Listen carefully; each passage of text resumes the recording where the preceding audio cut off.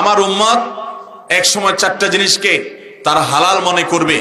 এর ভিতরে একটা হলো আল মাআজিব, বাদ্যযন্ত্র। এটাকে মানুষ কোনো দোষের কিছু মনে করবে না, অথচ এটা আল্লাহ তাআলা হারাম করেছেন।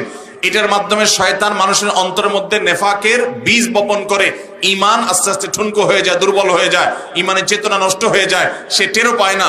এই জন্য এই সমস্ত নেশায় বুধ হওয়া মানুষ হেদায়েত পায়, কিন্তু তার পরিমাণ থাকে খুব কম, ভয়ঙ্কর একটা জায়গায় চলে যায়।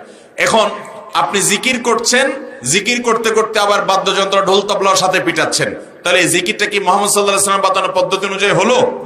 অথচ জিকির ইবাদত, কিন্তু সেটা মুহাম্মদ সাল্লাল্লাহু আলাইহি ওয়াসাল্লামের পদ্ধতি অনুযায়ী হয় নাই, তাহলে এটা বিদআত।